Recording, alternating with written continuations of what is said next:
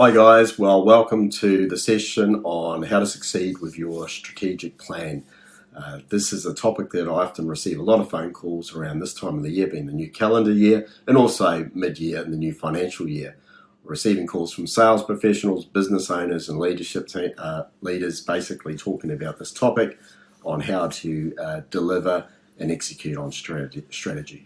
So there's three things I'm going to talk about: the difference between strategic plan and tactics. Often those two are confused.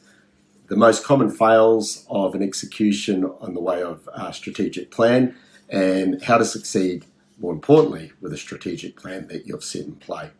So the first one is the difference between strategy and tactics.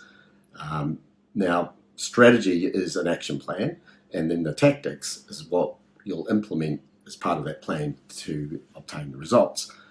Much the way the analogy I use is like it's the strategy is the map, and then the actions is what you're going to do and the way to get to that destination.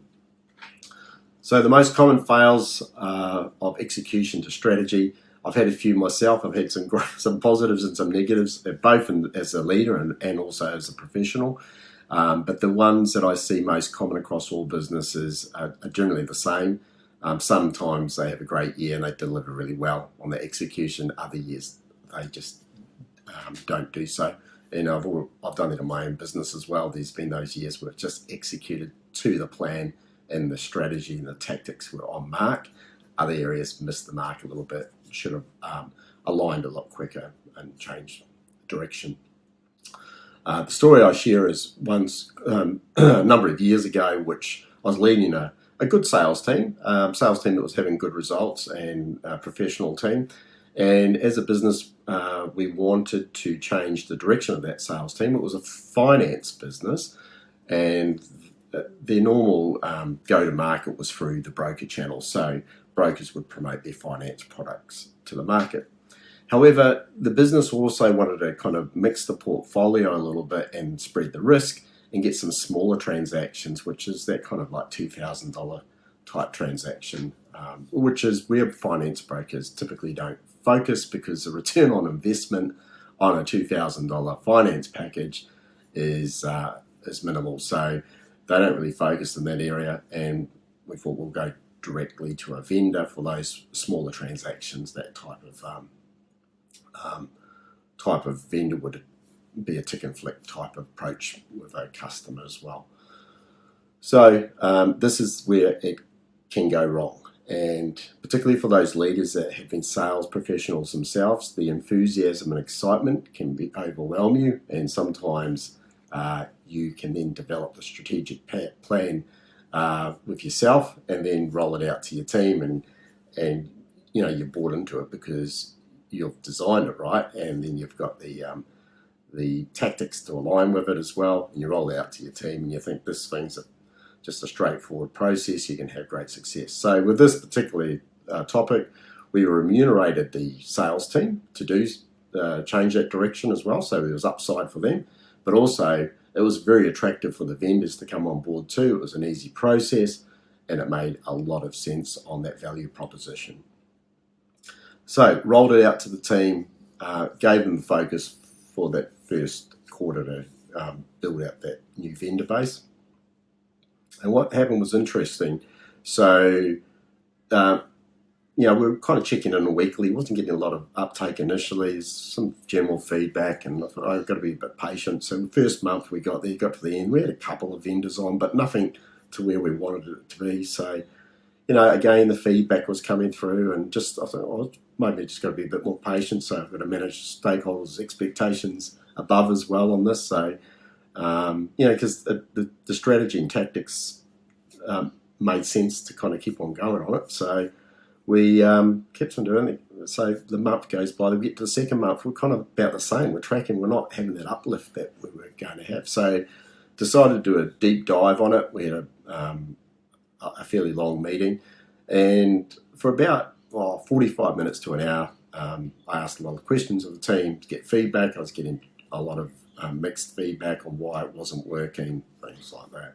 So capturing that, again, didn't make a lot of sense, being in that kind of sales area myself and also understanding the market, I was like, well, it just makes sense, why aren't we getting this traction? So I said, look, team, if you can pull out of the CRM who you've visited since we've rolled this out, and just give me the stakeholders' names that you've interacted with, because I'd like to call them myself and get some direct feedback as well, just to validate some of the stuff you've told me as well. And then we can kind of realign the plan. And the room went quiet, and I'm like, what's going on? So you probably guessed it. They didn't actually have a lot of meetings to the stakeholders that we're targeting. There was a handful of meetings that they did do. And then what happens, they get a bit of negative feedback, and and then they'll just go back to business as usual, where the business was still coming through at high volumes through that broker channel. They were still making their budgets, so really, why make things more difficult than they need to be, right? So the key learning for me as a leader from my perspective was, first of all, the strategic plan needs to come from the team themselves. You can kind of put the outline and where you want to go as a leader, give them that kind of platform. But the strategic plan actually needs to be the team putting that together with the tactics. Certainly you're involved as a leader, but just be mindful, if you're ex-sales yourself, you tend to have sometimes jump in probably too early and kind of take control of it. So that's, in that particular one, I thought is one that I see in the common reoccurrence with a lot of leaders. So the other one is they didn't spend enough time probably on the why it's important for us to do this, and also what's in it for the individual, probably more focused on that as well. So those two areas, I think you've got to dig down really deep when you're doing strategic planning, because you need them to buy into it. And without that buy-in, it will be poorly executed.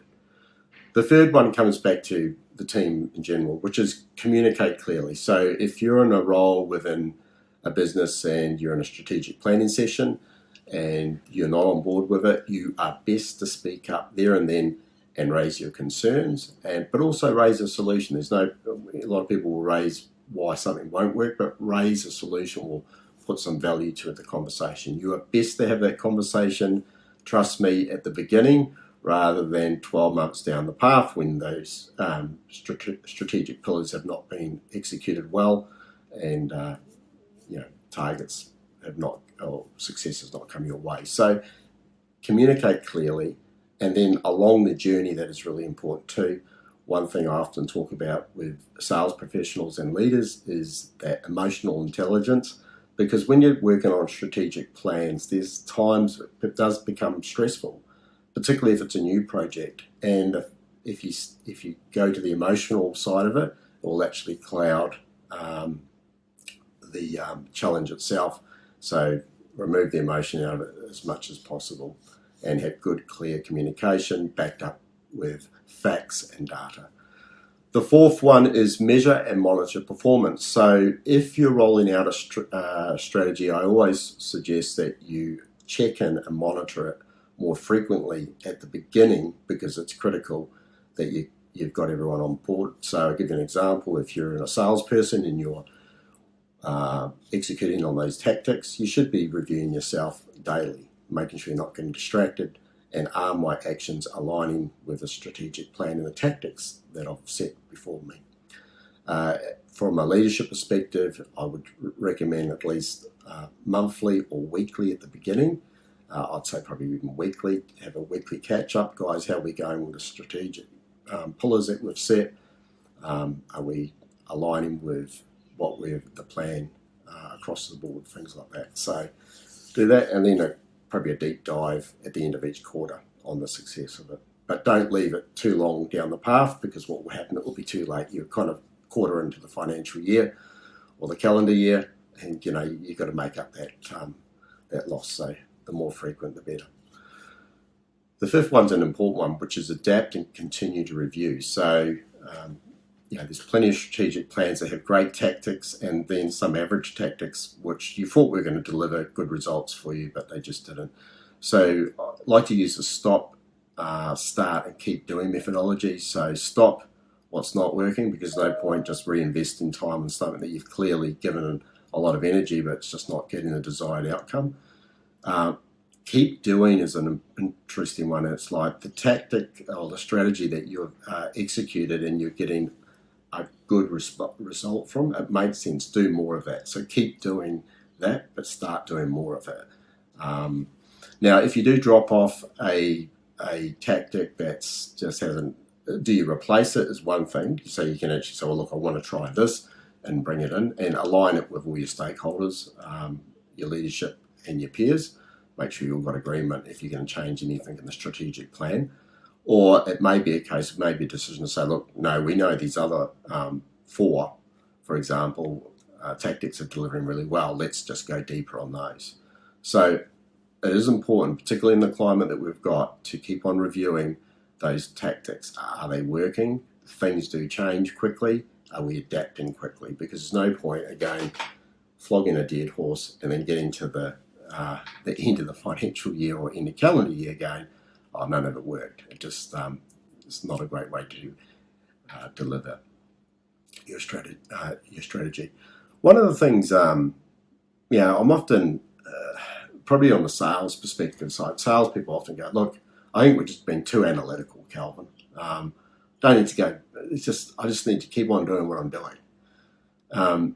To me, without a strategy is like driving without a map. So I could give you directions to go somewhere in an unknown city for you. I'd give you kind of rough directions. You'd probably get there okay. Like sometime you'd make your way, find your way there.